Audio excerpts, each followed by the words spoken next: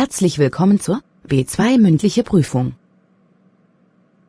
Mein Name ist Lena Wagner, ich bin die Prüferin.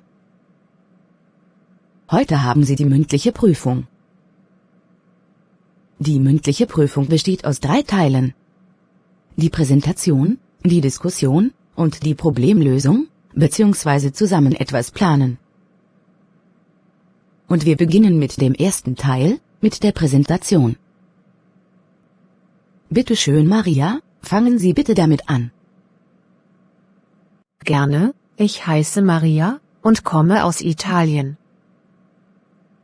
Lieber Daniel, ich möchte dir heute meinen Lieblingsfilm vorstellen. Der Film heißt Das Leben ist schön und ist eine Tragikomödie aus dem Jahr 1997. Die Geschichte spielt während des Zweiten Weltkriegs und handelt von einem jüdischen Vater namens Guido, der gemeinsam mit seinem kleinen Sohn in ein Konzentrationslager deportiert wird. Trotz der schwierigen Umstände schafft es Guido, seinem Sohn die Schrecken des Lagers durch eine fantasievolle Geschichte zu vermitteln und ihn so vor der Realität zu schützen. Er tut alles in seiner Macht Stehende, um ihn zu beschützen und ihm Hoffnung zu geben. Der Film ist sehr emotional und berührend, aber auch humorvoll und gibt einen Einblick in die menschliche Fähigkeit, in schwierigen Zeiten Hoffnung und Liebe zu bewahren. Der Hauptdarsteller, Roberto Benigni, der auch Regie geführt hat, gewann für seine herausragende Leistung den Oscar als bester Hauptdarsteller. Schön. Wie oft hast du diesen Film schon gesehen? Ich schätze, mindestens 10 Mal. Interessant. Kann man diesen Film für einen Familienabend empfehlen? Absolut. Der Film ist ein absolutes Muss für jeden. Er bietet eine Menge lehrreicher Inhalte, von denen die ganze Familie profitieren kann. Dankeschön. Und jetzt Teil 2, die Diskussion. Thema: Homeoffice, Vor- und Nachteile. Sie haben gerade einen Text bekommen. In diesem Text geht es um die Vor- und Nachteile des Homeoffice. Und hier sind einige Notizen. Was denken Sie darüber? Arbeiten Sie momentan im Homeoffice? Wie gefällt es Ihnen? Was sind Ihrer Meinung nach die Vorteile und Nachteile des Homeoffice? Lesen Sie bitte den Text kurz, und wenn Sie bereit sind, fangen Sie damit an. Liebe Maria, ich möchte gerne mit dir über das Thema Homeoffice sprechen. Wie geht es dir? Liebe Maria, ich möchte gerne mit dir über das Thema Homeoffice sprechen. Wie geht es dir? Mir geht es gut, danke. Und ja gerne, ich bin gespannt auf unser Gespräch. Mir geht es gut, danke. Und ja gerne, ich bin gespannt auf unser Gespräch. Super. Lass uns mit der ersten Frage beginnen. Was sind deiner Meinung nach die Vorteile des Homeoffice? Super. Lass uns mit der ersten Frage beginnen. Was sind deiner Meinung nach die Vorteile des Homeoffice? Ich denke, dass einer der größten Vorteile darin besteht, dass man Zeit und Geld spart, indem man nicht jeden Tag zur Arbeit pendeln muss. Ich denke, dass einer der größten Vorteile darin besteht, dass man Zeit und Geld spart, indem man nicht jeden Tag zur Arbeit pendeln muss. Man kann auch flexibler arbeiten und seinen Tag besser organisieren. Man kann auch flexibler arbeiten und seinen Tag besser organisieren. Ja, das sind auf jeden Fall Vorteile, mit denen ich auch übereinstimme. Ja, das sind auf jeden Fall Vorteile, mit denen ich auch übereinstimme. Aber es gibt auch Herausforderungen beim Arbeiten von zu Hause aus. Was sind deiner Meinung nach die größten Herausforderungen? Aber es gibt auch Herausforderungen beim Arbeiten von zu Hause aus. Was sind deiner Meinung nach die größten Herausforderungen? Ich glaube, dass die größte Herausforderung die Ablenkungen sind. Ich glaube, dass die größte Herausforderung die Ablenkungen sind. Es kann schwierig sein, sich auf die Arbeit zu konzentrieren, wenn man im selben Raum mit seiner Familie oder Haustieren arbeitet. Es kann schwierig sein, sich auf die Arbeit zu konzentrieren, wenn man im selben Raum mit seiner Familie oder Haustieren arbeitet. Man muss sich auch selbst disziplinieren, um nicht in den sozialen Medien oder anderen Ablenkungen zu versinken. Man muss sich auch selbst disziplinieren, um nicht in den sozialen Medien oder anderen Ablenkungen zu versinken. Das stimmt. Und denkst du, dass Unternehmen in Zukunft vermehrt auf Homeoffice setzen werden? Das stimmt. Und denkst du, dass Unternehmen in Zukunft vermehrt auf Homeoffice setzen werden? Ich denke schon. Das Homeoffice kann dazu beitragen, Kosten zu sparen und Mitarbeiter zufriedener zu machen. Ich denke schon. Das Homeoffice kann dazu beitragen, Kosten zu sparen und Mitarbeiter zufriedener zu machen. Ich glaube, dass viele Unternehmen in Zukunft eine hybride Arbeitsumgebung anbieten werden, bei der man sowohl von zu Hause aus als auch im Büro arbeiten kann. Ich glaube, dass viele Unternehmen in Zukunft eine hybride Arbeitsumgebung anbieten werden, bei der man sowohl von zu Hause aus als auch im Büro arbeiten kann. Ja, das ist eine interessante Idee. Aber glaubst du auch, dass es bestimmte Regeln geben sollte, um sicherzustellen, dass das Arbeiten im Homeoffice effektiv ist? Aber glaubst du auch, dass es bestimmte Regeln geben sollte, um sicherzustellen, dass das Arbeiten im Homeoffice effektiv ist? Ja, auf jeden Fall.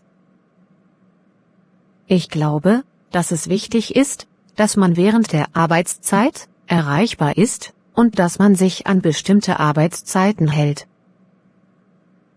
Ich glaube, dass es wichtig ist, dass man während der Arbeitszeit erreichbar ist und dass man sich an bestimmte Arbeitszeiten hält. Es sollte auch Regeln geben, wie man mit vertraulichen Daten umgeht und wie man kommuniziert. Es sollte auch Regeln geben, wie man mit vertraulichen Daten umgeht und wie man kommuniziert.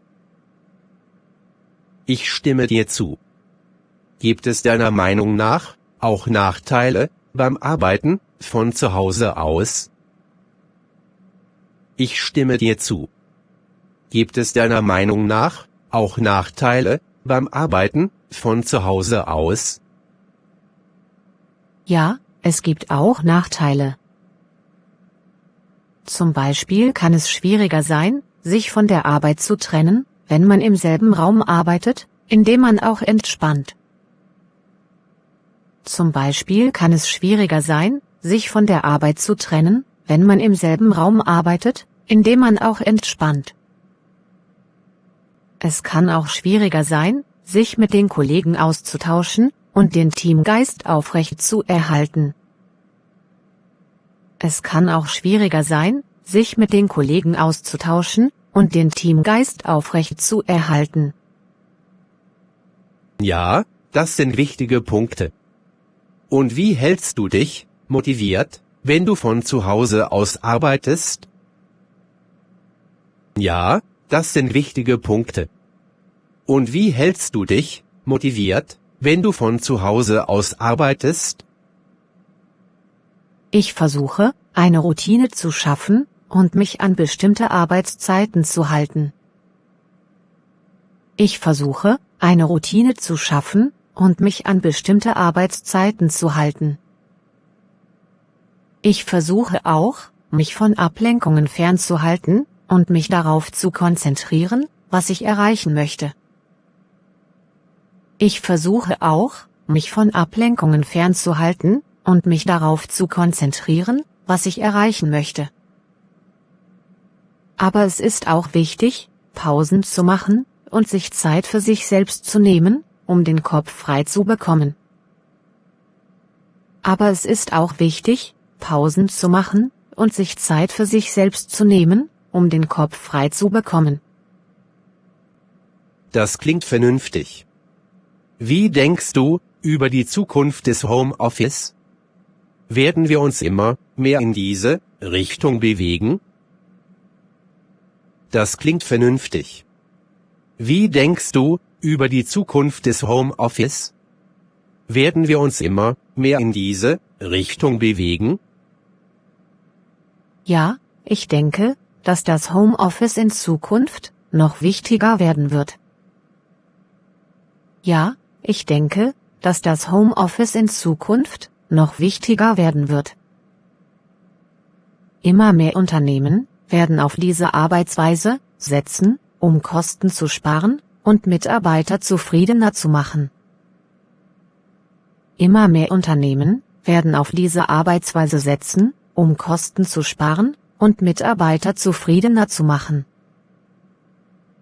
Aber es wird auch Herausforderungen geben, die es zu bewältigen gilt, wie die Kommunikation und die Verwaltung von Arbeitsprozessen. Aber es wird auch Herausforderungen geben, die es zu bewältigen gilt, wie die Kommunikation und die Verwaltung von Arbeitsprozessen. Ja, das stimmt. Ich denke, dass das Homeoffice eine interessante Möglichkeit für viele Menschen sein kann. Ja, das stimmt. Ich denke, dass das Homeoffice eine interessante Möglichkeit für viele Menschen sein kann. Aber es erfordert auch Disziplin und Organisation. Vielen Dank für deine Meinungen und Ansichten zum Thema Homeoffice. Aber es erfordert auch Disziplin und Organisation. Vielen Dank für deine Meinungen und Ansichten zum Thema Homeoffice. Bitte, es war eine interessante Diskussion. Gut gemacht. Ich würde gerne wissen, ob Sie der Meinung sind, dass das Homeoffice eine gute Möglichkeit ist, um die Arbeit und das Privatleben zu vereinbaren? Gut gemacht. Ich würde gerne wissen, ob Sie der Meinung sind, dass das Homeoffice eine gute Möglichkeit ist, um die Arbeit und das Privatleben zu vereinbaren? Ja, ich denke, dass das Homeoffice definitiv eine Möglichkeit bietet, die Arbeit und das Privatleben besser zu vereinbaren. Ja, ich denke, dass das Homeoffice definitiv eine Möglichkeit bietet, die Arbeit und das Privatleben besser zu vereinbaren. Da man nicht mehr pendeln muss, kann man Zeit und Stress sparen und man kann sich auch besser um Familie und Freunde kümmern. Da man nicht mehr pendeln muss, kann man Zeit und Stress sparen und man kann sich auch besser um Familie und Freunde kümmern. Aber es hängt auch von der Art der Arbeit ab. Manche Jobs erfordern es, im Büro zu sein oder regelmäßige Besprechungen mit Kollegen zu haben. Aber es hängt auch von der Art der Arbeit ab. Manche Jobs erfordern es, im Büro zu sein oder regelmäßige Besprechungen mit Kollegen zu haben. Ja, das ist ein wichtiger Punkt. Gibt es Ihrer Meinung nach auch Berufe, die sich besser für das Homeoffice eignen als andere? Ja, das ist ein wichtiger Punkt. Gibt es Ihrer Meinung nach auch Berufe, die sich besser für das Homeoffice eignen als andere? Ja, das denke ich. Berufe, bei denen man hauptsächlich am Computer arbeitet, wie zum Beispiel Programmierer, Designer oder Schriftsteller, sind besser geeignet für das Homeoffice. Berufe, bei denen man hauptsächlich am Computer arbeitet, wie zum Beispiel Programmierer, Designer oder Schriftsteller, sind besser geeignet für das Homeoffice. Aber es hängt auch von der Unternehmenskultur ab. Manche Firmen bevorzugen es, dass ihre Mitarbeiter im Büro arbeiten, um den Teamgeist zu stärken. Aber es hängt auch von der Unternehmenskultur ab. Manche Firmen bevorzugen es, dass ihre Mitarbeiter im Büro arbeiten, um den Teamgeist zu stärken. Sehr gut. Was halten Sie von der Idee, dass Arbeitgeber ihren Mitarbeitern die Wahl lassen, ob sie von zu Hause aus arbeiten möchten oder nicht? Sehr gut. Was halten Sie von der Idee, dass Arbeitgeber ihren Mitarbeitern die Wahl lassen, ob sie von zu Hause aus arbeiten möchten oder nicht? Ich denke, dass das eine gute Idee ist. Es gibt Menschen, die lieber im Büro arbeiten, und andere, die lieber von zu Hause aus arbeiten. Es gibt Menschen, die lieber im Büro arbeiten, und andere, die lieber von zu Hause aus arbeiten. Es sollte jedem die Möglichkeit gegeben werden, das zu tun, was für ihn am besten funktioniert. Es sollte jedem die Möglichkeit gegeben werden, das zu tun, was für ihn am besten funktioniert. Ja, das stimme ich zu. Gibt es noch weitere Punkte, die Sie zur Diskussion bringen möchten? Ja, das stimme ich zu. Gibt es noch weitere Punkte, die Sie zur Diskussion bringen möchten? Ja, ich denke, dass es wichtig ist, die richtige Balance zwischen Arbeit und Freizeit zu finden, wenn man von zu Hause aus arbeitet. Ja, ich denke, dass es wichtig ist, die richtige Balance zwischen Arbeit und Freizeit zu finden, wenn man von zu Hause aus arbeitet. Man kann leicht in die Falle tappen, dass man zu lange arbeitet oder sich nicht genug Zeit für sich selbst nimmt.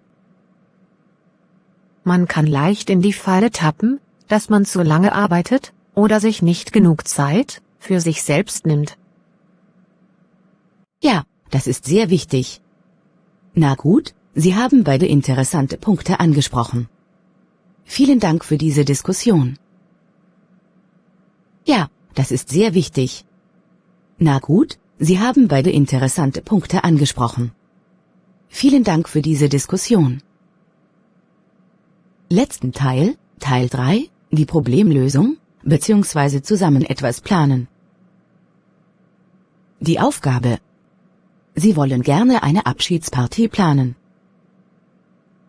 Besprechen Sie, was Sie da tun könnten. Lieber Daniel, hast du eine Minute Zeit? Ich wollte mit dir über die Abschiedsparty sprechen, die wir für unseren Freund planen wollen. Lieber Daniel, hast du eine Minute Zeit? Ich wollte mit dir über die Abschiedsparty sprechen, die wir für unseren Freund planen wollen. Ja, natürlich.